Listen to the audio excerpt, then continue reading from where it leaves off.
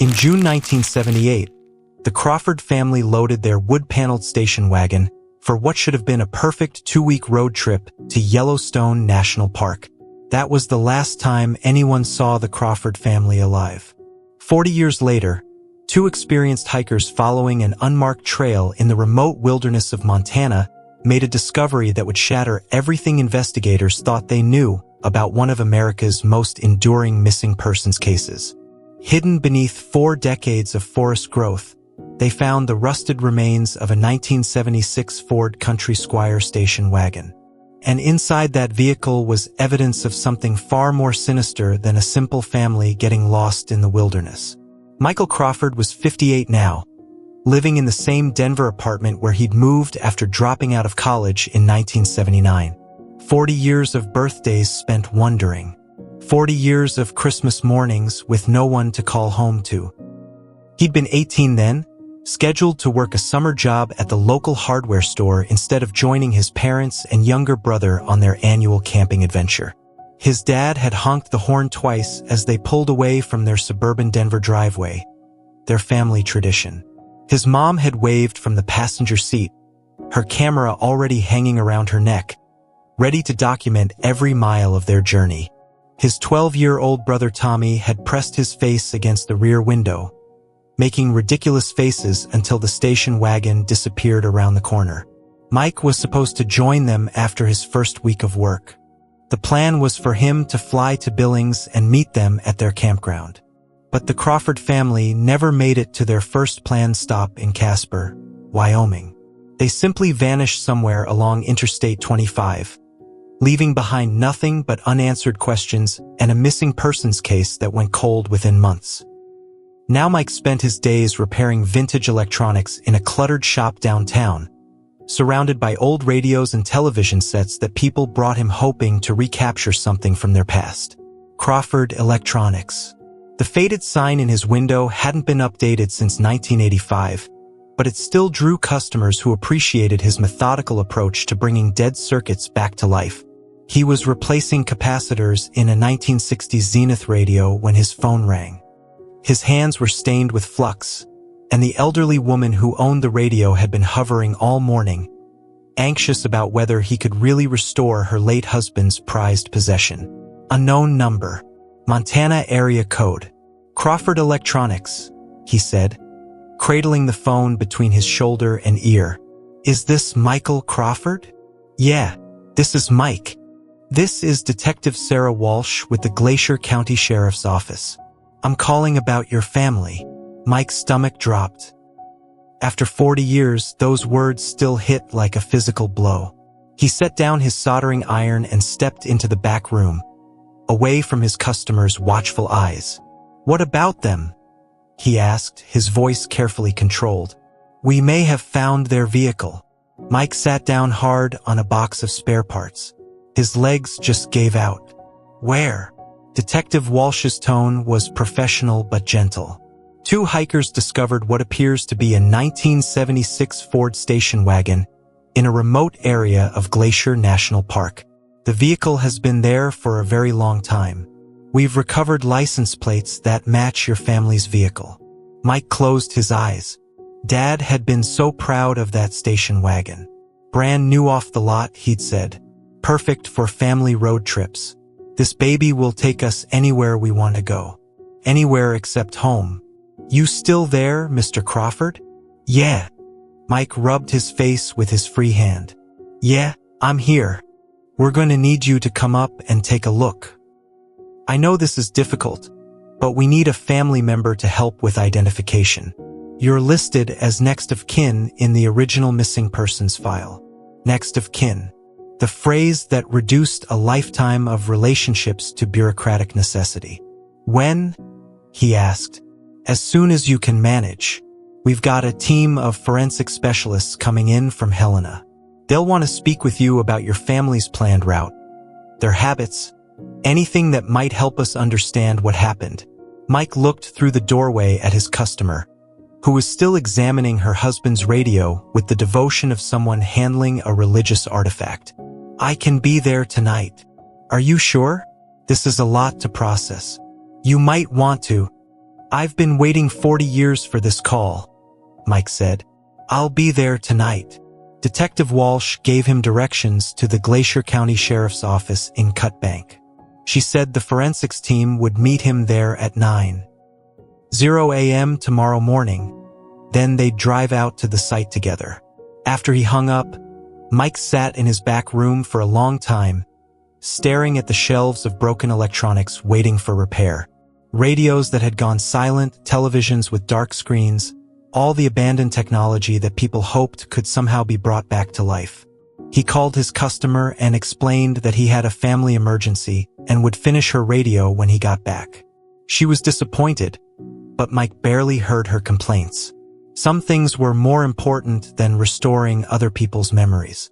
The drive to Cut Bank took 6 hours. Mike made it in 5, stopping only once for gas and coffee that tasted like burnt motor oil. He checked into a motel that smelled like industrial disinfectant and old carpet, but he didn't sleep. Instead, he sat on the rough bedspread and pulled out his phone. In his Photos app, buried in a folder he rarely opened, were the pictures. Mom and Dad on their wedding day, both of them impossibly young and optimistic. Tommy losing his first tooth, grinning at the camera while he held up a dollar bill from the tooth fairy. The last photo was from the morning they left. Dad loading camping gear into the back of the station wagon.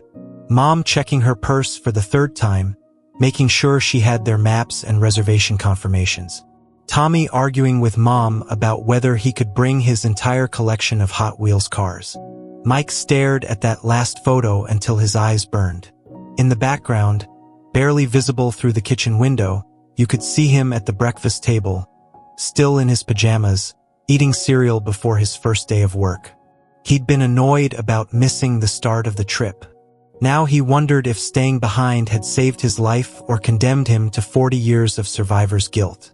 8:30 the next morning, he was already sitting in the parking lot of the Glacier County Sheriff's Office, watching deputies come and go through the glass doors. His hands shook as he drank gas station coffee that was somehow even worse than yesterday's. At exactly 9 a.m., a woman in a khaki uniform and hiking boots walked out of the building and headed straight for his rental car. She had graying brown hair pulled back in a practical ponytail and the kind of weathered face that came from spending most of your career outdoors. Mike rolled down his window. "Michael Crawford?" she asked. He nodded. "Detective Sarah Walsh. I'm sorry we're meeting under these circumstances." She had a firm handshake and a voice that managed to be both authoritative and compassionate. Mike liked her immediately. "You said you found their car." "We did. But before we head out to the site, I need you to understand what we're dealing with. This isn't just a case of a family getting lost in the wilderness, Michael. What those hikers found, it's something else entirely." Mike's stomach tightened. "What do you mean?" Detective Walsh glanced at the folder in her other hand. The vehicle was deliberately concealed, hidden under camouflage netting and forest debris. Someone went to considerable effort to make sure it wouldn't be found. Mike stared at her. "Concealed by who?" "That's what we're going to find out." Detective Walsh gestured toward an unmarked SUV. "But I need you to be prepared for what you're going to see. Your family's car has been out there for 40 years. Nature has a way of reclaiming things." As they drove through the winding mountain roads toward Glacier National Park, Detective Walsh filled him in on what the hikers had discovered. Jake Morrison and his girlfriend were experienced backpackers who'd been following an old game trail when they noticed something that didn't belong in the natural landscape. "A straight line," Walsh explained as they navigated a particularly steep section of road. Morrison said he noticed a perfectly straight edge among all the organic curves of the forest floor. When they investigated, they found it was the bumper of a vehicle buried under decades of accumulated debris. Mike watched the dense forest slide past his window.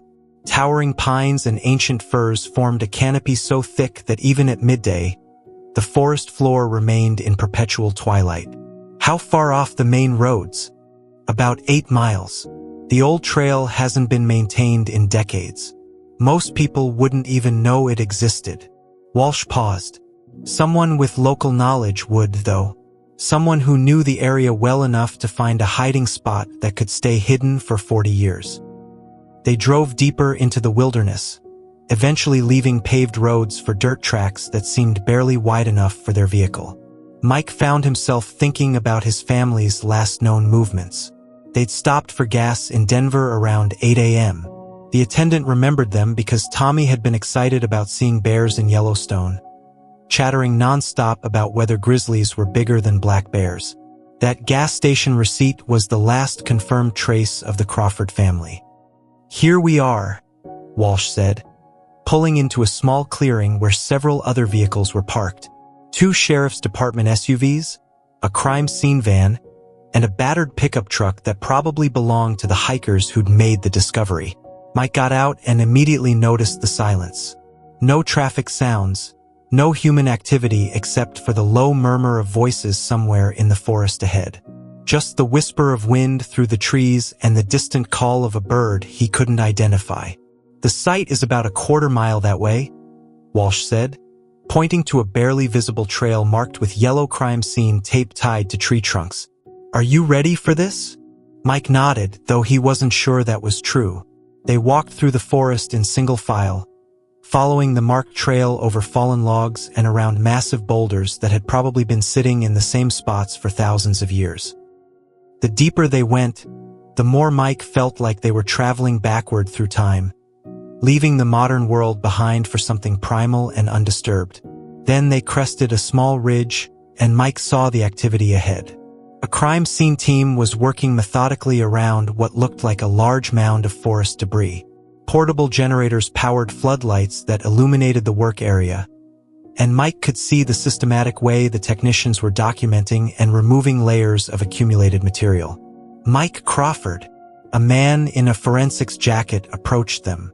He was middle-aged with the kind of precise movements that suggested scientific training. "I'm Dr. James Chun, state forensic anthropologist. I'm sorry for your loss." "We don't know if it's a loss yet," Mike said automatically. Dr. Chun exchanged a glance with Detective Walsh. "Actually, we do. We've uncovered enough of the vehicle to confirm it matches your family's car, and we found evidence inside that suggests." He trailed off.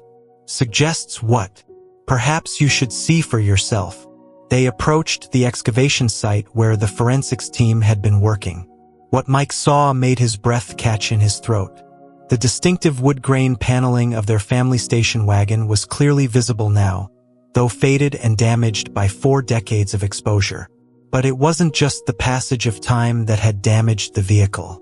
"Bullet holes," Dr. Chun said quietly, pointing to several punctures in the car's rear panel. Multiple entry points consistent with high-powered rifle rounds. Mike's knees went weak.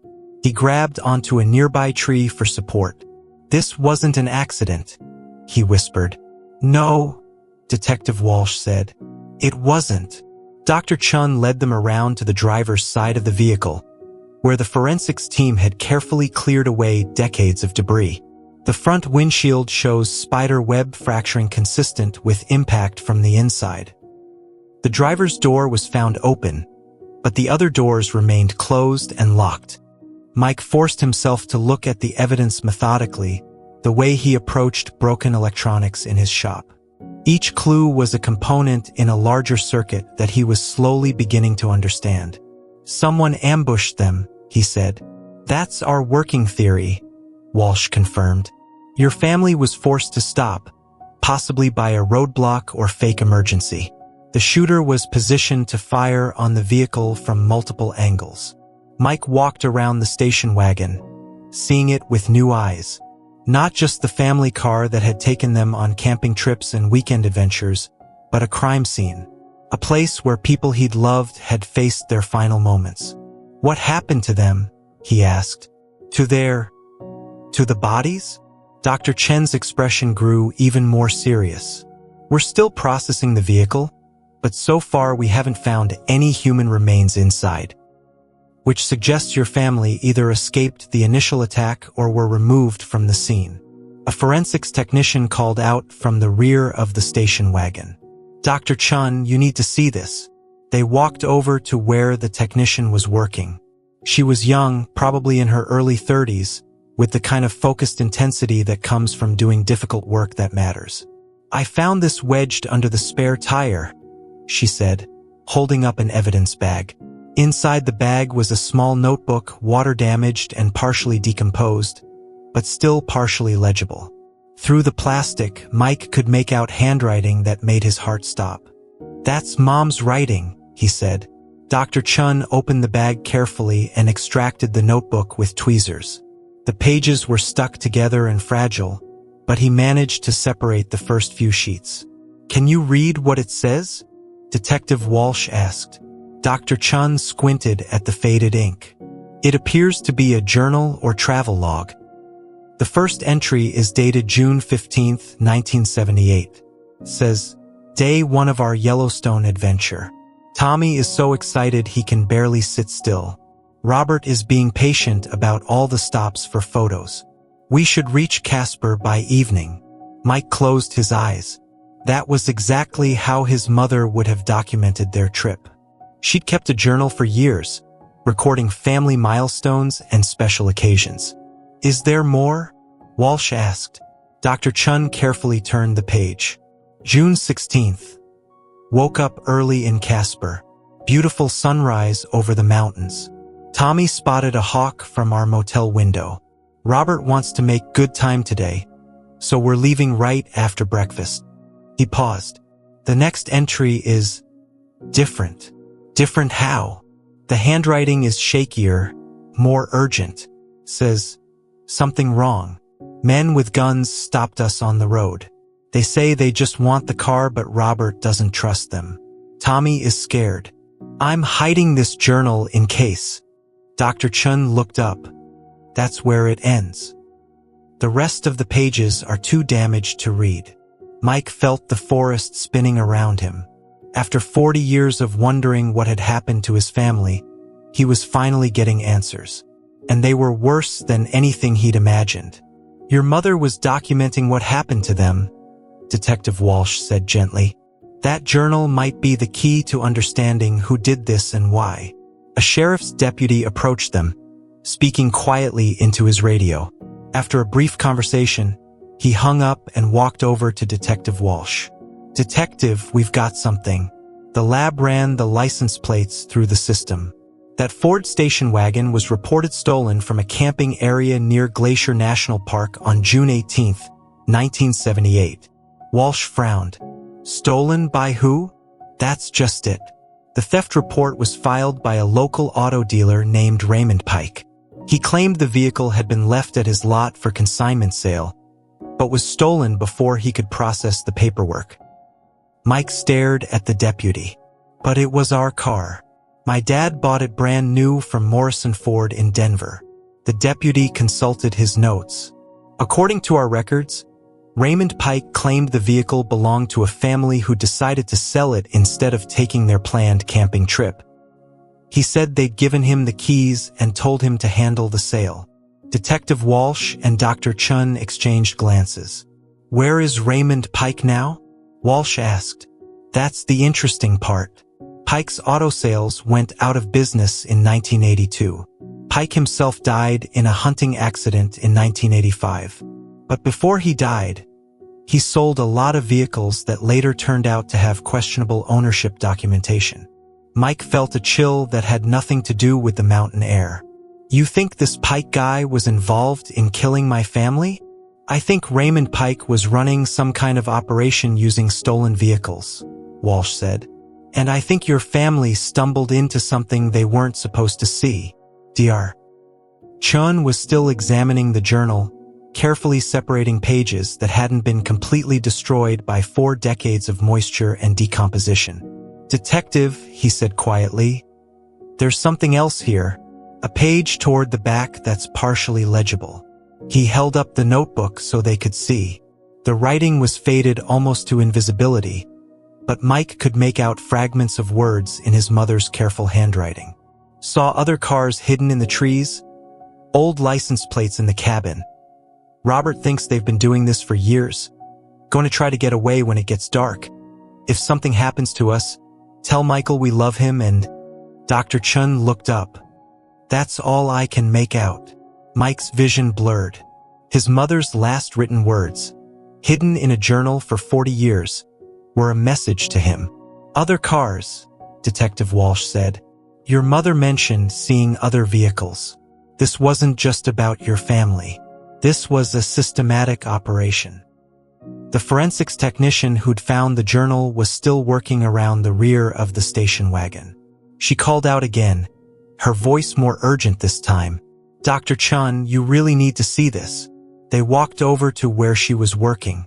She'd removed more of the debris from around the vehicle and was pointing to something in the ground nearby. I found fabric buried about 3 feet from the car. Looks like clothing that's been in the ground for decades. Mike's stomach lurched. Is it? We'll need to excavate carefully and run tests, Dr. Chun said. But yes, this could be human remains. Detective Walsh put a hand on Mike's shoulder. Maybe you should wait back at the vehicles while we process this part of the scene. No. Mike's voice was stronger than he felt. They're my family. I'm not leaving them alone again.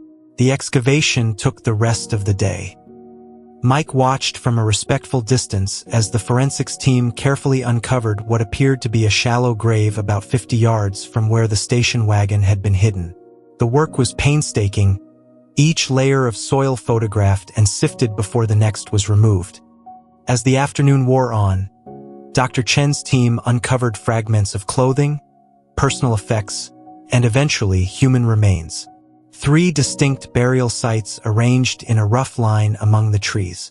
Based on the clothing and personal effects we've recovered, Dr. Chan said as the sun began to set behind the mountains, these appear to be the remains of 2 adults and 1 juvenile.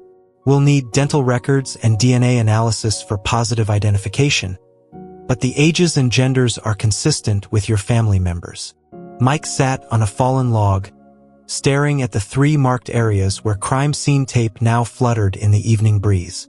After 40 years of wondering where his family was, he finally knew. They'd been here all along, hidden in this forgotten corner of the Montana wilderness, waiting for someone to find them. What happens now? He asked. Now we start building a case, Detective Walsh said. We investigate Raymond Pike's operation, look for connections to other missing families, and try to identify everyone who was involved. Pike's been dead for 35 years, but operations like this don't run themselves. Pike had partners, associates, people who helped him identify targets and dispose of evidence. Some of them might still be alive. Dr. Chun approached them carrying several evidence bags. Michael, I wanted to show you something we found with your brother's remains. Inside one of the bags was a small metal object, corroded green with age but still recognizable. A Hot Wheels car, one of the tiny die-cast vehicles that Tommy had been obsessed with. He had it in his pocket, Dr. Chun said gently. Mike took the bag with shaking hands. It was a blue Camaro, one of Tommy's favorites. He used to carry a few cars with him everywhere, pulling them out to play with whenever he had to wait somewhere. At least we know he wasn't afraid at the end, Mike said, his voice barely above a whisper. If he had time to put his cars in his pocket, maybe they told him they were just going for a walk or something. Detective Walsh nodded. Your mother's journal suggests they were held for at least a day before it ended. It's possible Pike's people told them they were just going to be released somewhere remote. That evening, Mike sat in his motel room in Cut Bank, staring at his phone. He should call someone, tell them what had happened. But there was no one to call. His family had been his entire world, and when they disappeared, he'd never really built another one. Instead, he found himself looking up information about Raymond Pike online. There wasn't much. A few newspaper articles from the 1970s and early 1980s mentioning Pike's auto sales. A brief obituary from 1985 noting his death in a hunting accident. But one article caught his attention. A piece from the Kalispell Daily News dated 1981, with the headline, Local Auto Dealer Questioned in Missing Persons Case. The article was brief, but it mentioned that Pike had been questioned by police in connection with the disappearance of the Henderson family, who had vanished during a camping trip in 1979. According to the article, the Hendersons' car had later been found abandoned near Glacier National Park, but the family was never located. Mike felt a chill run down his spine. Another family, another camping trip, another car found in the same general area where his family had been murdered. He called Detective Walsh immediately. "I found something," he said when she answered. A newspaper article from 1981. Pike was questioned about another missing family. There was a pause. "What family?" "The Hendersons. They disappeared in 1979. Their car was found abandoned near Glacier." "I'll look into it first thing tomorrow," Walsh said. If Pike was operating for years, there might be other families we don't know about. Mike hung up and stared out his motel window at the dark Montana landscape. Somewhere out there, in hidden graves among the trees, there might be other families who'd never made it home from their vacations. Other parents and children who'd trusted the wrong person at the wrong time. The next morning, Detective Walsh called him at 7 a.m. "Michael, we found something. I've been going through old missing persons files and there's a pattern. At least 6 families disappeared in this region between 1976 and 1982. All of them were traveling in late model vehicles suitable for camping. All of them vanished without a trace. All of them connected to Pike? We're investigating that now. But I need to ask you something. Are you planning to go back to Denver right away?" Mike had been packing his bag, getting ready to check out. Yeah. Would you consider staying a few more days? We might need your help identifying evidence, and frankly, you seem to have good instincts about this case. You found that newspaper article I missed." Mike looked around the motel room that had become his temporary base of operations.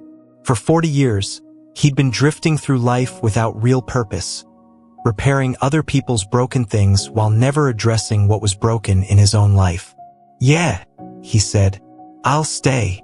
Over the next 3 days, Mike found himself becoming an unofficial member of Detective Walsh's investigation team.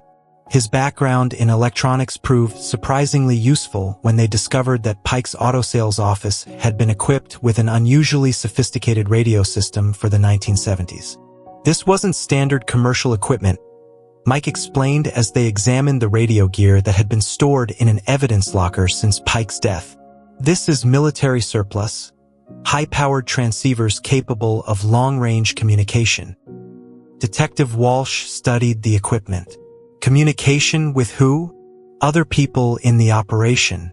Pike would need to coordinate with spotters, people who could identify suitable targets and report their movements.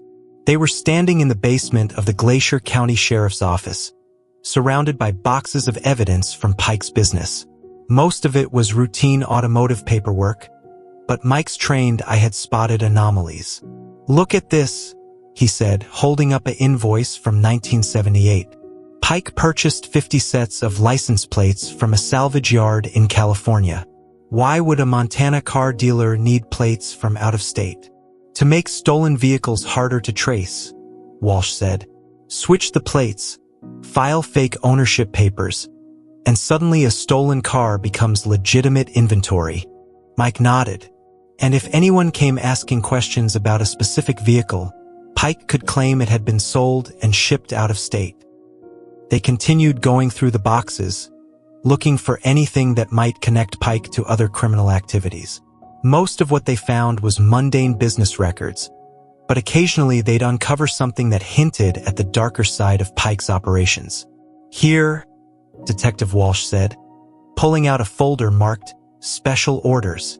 Inside were invoices for unusual purchases, camping equipment, hunting supplies, and what appeared to be construction tools.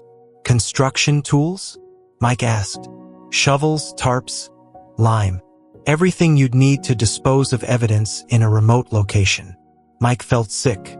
They were looking at the business records of his family's murder, documented with the same bureaucratic precision as any other commercial transaction. Detective Walsh's phone rang. She answered and had a brief conversation before hanging up with a grim expression. That was the crime scene team. They've finished processing your family's car. They found something else. 20 minutes later, they were back at the forensics lab in Helena, where Dr. Chun was waiting for them with several evidence bags. We removed the door panels to look for additional evidence, he explained. And we found these. Inside the first bag was a stack of photographs, badly water damaged but still partially visible. Mike leaned closer and felt his breath catch. They were surveillance photos of families at camping areas and roadside stops. Candid shots taken from a distance, showing parents loading gear into vehicles, children playing around picnic tables, the kind of innocent family moments that someone had been documenting for sinister purposes. Your family isn't here, Dr. Chun said, carefully separating one photo from the others. The image was faded and partially destroyed, but Mike could clearly see his parents and Tommy at what looked like a gas station. His father was filling the tank while his mother organized something in the front seat. Tommy was visible in the background, probably bothering his parents to buy snacks. This was taken during their trip, Mike said. Someone was following them and documenting their movements, Detective Walsh agreed. This suggests Pike's operation was more sophisticated than we initially thought. They weren't just opportunistic criminals. They were conducting surveillance, selecting specific targets based on careful observation. Dr. Chun showed them the other photographs. Different families, different locations, but all showing the same pattern. Parents and children engaged in normal travel activities, unaware they were being watched and evaluated as potential victims. How many families are represented here? Walsh asked. At least 12, Dr. Chun said. Some of the photos are too damaged to make clear identifications, but we can see enough to know this operation targeted a lot of people over several years. Mike studied the photographs, trying to understand the mind of someone who could systematically hunt families for profit. What were they looking for? What made a family a good target? Late model vehicles, camping equipment, out-of-state license plates, Walsh said. Families who were traveling through remote areas where disappearances could be easily explained as wilderness accidents. And families with children, Dr. Chun added quietly. Most of the surveillance photos focus on families with kids, probably because children make adults more predictable, more likely to cooperate if they think it will protect their kids. Mike looked at the photo of his family one more time, then put it down. He couldn't bear to see them frozen in that moment of innocence, unaware that someone was already planning their murders. What's our next step? He asked. Detective Walsh consulted her notes. We've identified 3 people who worked closely with Pike during the relevant time period. 2 of them are dead, but 1 is still alive. A man named Frank Kowalski who handled vehicle transport for Pike's dealership. You think he was involved? Frank Kowalski transported vehicles to out-of-state buyers for Pike. Legitimate business on the surface, but it would have given him perfect cover for moving stolen cars. And according to the records we found, Kowalski made a lot of trips to remote locations during the years when families were disappearing. Mike felt a surge of something he hadn't experienced in decades. Not just the desire for answers, but the possibility of actual justice. Where is he now? Living in a retirement community outside Missoula. According to our background check, he's 78 years old and in poor health. When do we talk to him? Detective Walsh studied Mike's face. Michael, you're not a police officer. I can't have you present during an official interview. But you said I've been helpful with the investigation. You have been. But confronting a suspect is different from analyzing evidence. If Kowalski was involved in your family's murder, seeing you might cause him to shut down completely or demand a lawyer. Mike understood the logic, but after 40 years of waiting, the idea of being excluded from the final confrontation felt unbearable. What if I stayed outside? He asked. You could interview him and I could listen in. If he says something that doesn't make sense, I could provide context about my family's habits or the timeline. Walsh considered this. It's irregular, but not impossible. I'll need clearance from my supervisor. 2 hours later, they were driving toward Missoula in Detective Walsh's unmarked SUV. Mike sat in the passenger seat, wearing a wire transmitter that would let him monitor the conversation from the parking lot outside Kowalski's retirement home. "Remember," Walsh said as they pulled into the facility's parking lot, "you're just observing. Don't try to intervene no matter what he says. If we handle this right, we might finally get answers about what happened to your family and all the others." Mike nodded, though every instinct was screaming at him to march into that building and demand that Frank Kowalski tell him why his family had to die. Sunset Manor was the kind of place where people went to spend their final years in comfortable anonymity. Well-maintained grounds, cheerful staff, and the quiet resignation that came with accepting that most of your life was behind you. Mike watched through the glass doors as Detective Walsh approached the front desk and had a brief conversation with a receptionist. After a few minutes, she was directed down a hallway toward the residential wing. Mike put on his headphones and activated the wireless receiver that would let him hear everything Walsh's hidden microphone picked up. He heard the sound of knocking on a door. "Frank Kowalski?" A gravelly voice answered. "Yeah, who's asking?" "Detective Sarah Walsh, Glacier County Sheriff's Office. I'd like to ask you a few questions about some old business associates of yours." There was a long pause. "I'm retired. Don't know nothing about anybody's business anymore. This is about Raymond Pike. You worked for Pike's Auto Sales in the 1970s and early 1980s. Another pause, longer this time. "Pike's been dead for 35 years. What's this about?" Mike heard the sound of footsteps, probably Walsh being invited inside. "We're investigating some cases from that time period. Families who went missing while traveling through Montana. We have reason to believe Pike might have been involved. Pike sold cars. Lot of families bought cars from him. We found evidence that some of those families never made it to their destinations. Their vehicles were recovered, but the families disappeared." Mike gripped his headphones, listening to every word. "Don't know nothing about that," Kowalski said, but his voice had changed. There was tension there now, wariness. "Mr. Kowalski, I'm going to show you some photographs. I'd like you to tell me if you recognize any of these vehicles." Mike could hear papers rustling. "This is a 1976 Ford Country Squire station wagon, wood paneling, roof rack. Do you remember ever transporting a vehicle like this for Pike?" Silence. "Mr. Kowalski?" "Might have. Pike dealt with a lot of station wagons. Popular with families back then. This specific vehicle belonged to the Crawford family from Denver. They disappeared in June 1978 while driving to Yellowstone. Their car was found hidden in the woods near Glacier National Park." Mike held his breath. "I don't know nothing about no Crawford family. What about the Henderson family? They went missing in 1979. Or the Martinez family in 1980. Look, lady, I transported cars for Pike. That's it. I picked them up, I delivered them, I got paid. I didn't ask questions about where the cars came from or what happened to the people who used to own them." Mike felt his heart pounding. Kowalski had just admitted he'd knowingly transported stolen vehicles. "Mr. Kowalski, those families were murdered. Children were killed. If you have any information that could help us understand what happened, I want a lawyer." The transmission went silent. Mike pulled off his headphones and sat in the parking lot, staring at the retirement home where a man who might have participated in his family's murder was refusing to talk.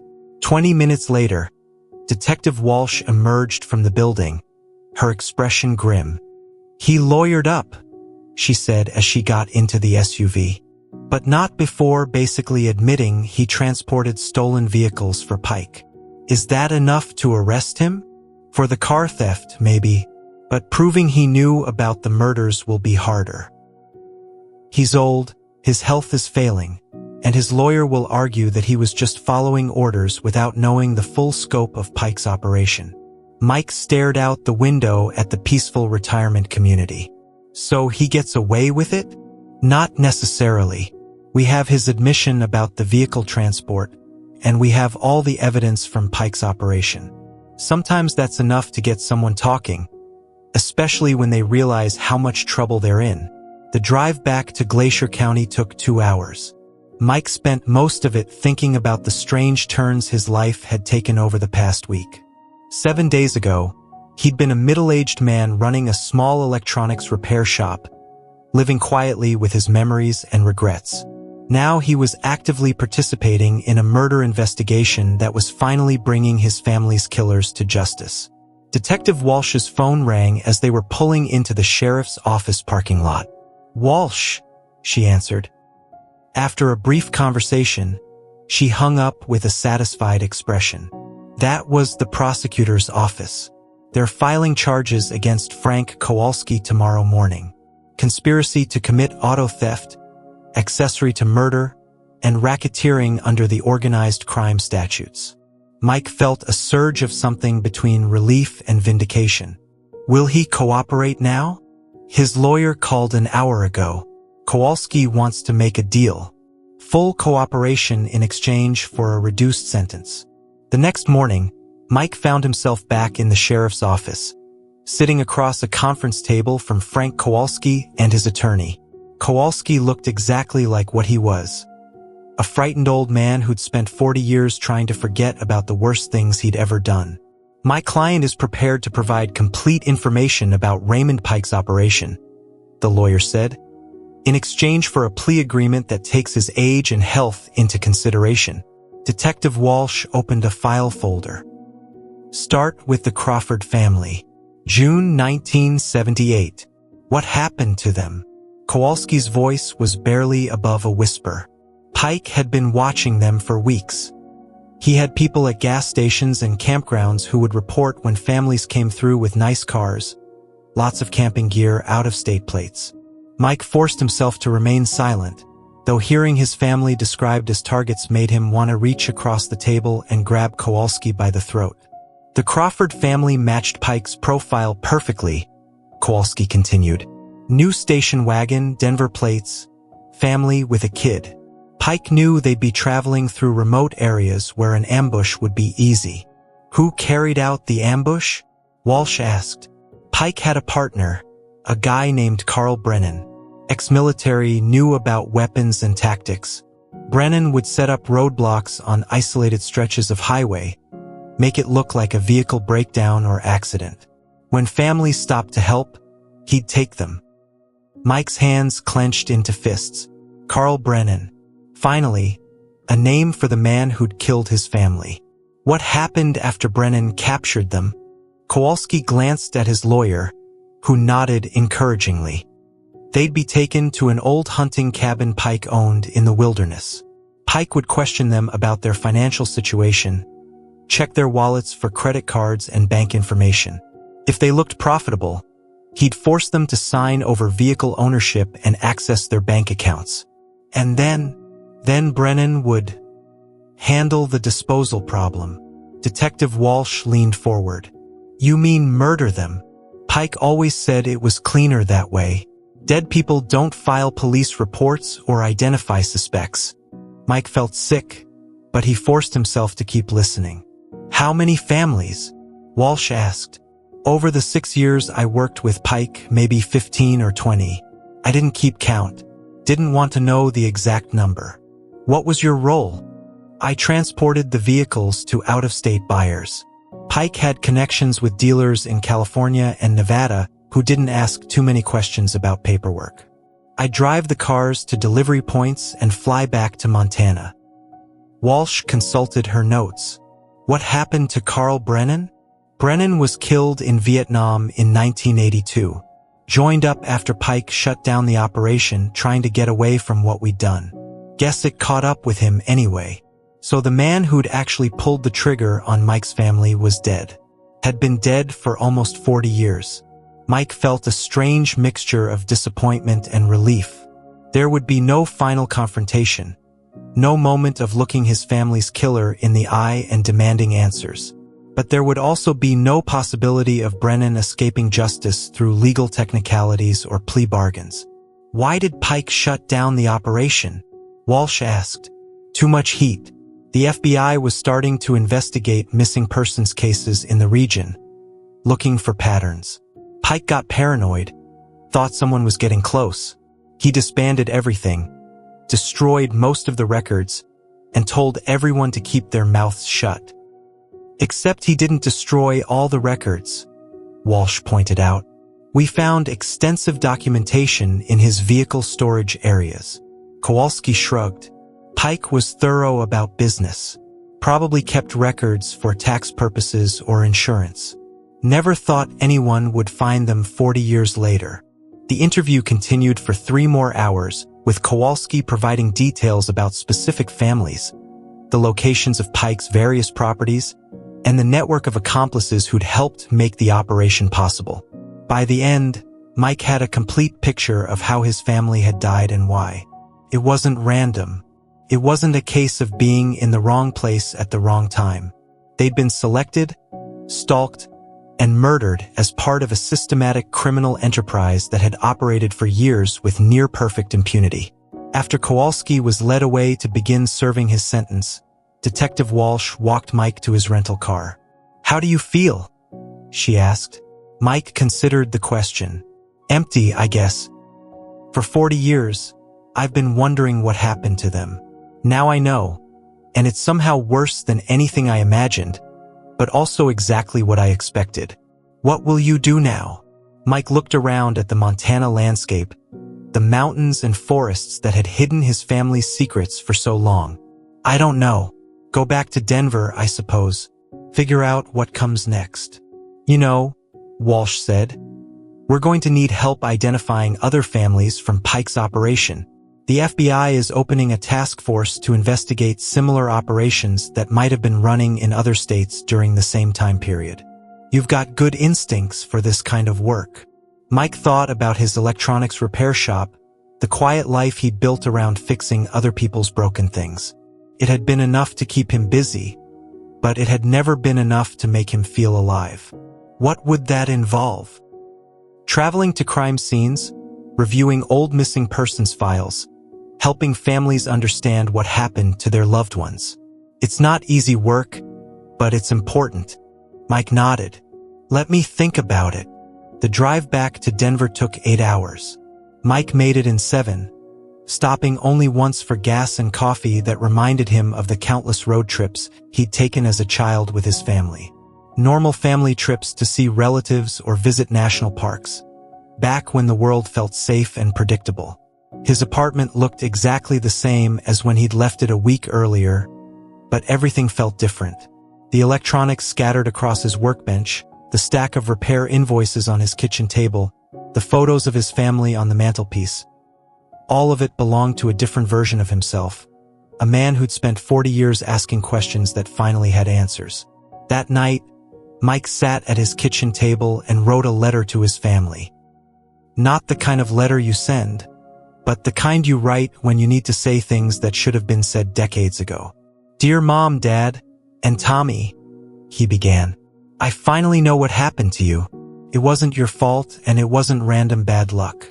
You were targeted by evil people who saw you as nothing more than a business opportunity. But I want you to know that, in the end, justice found them.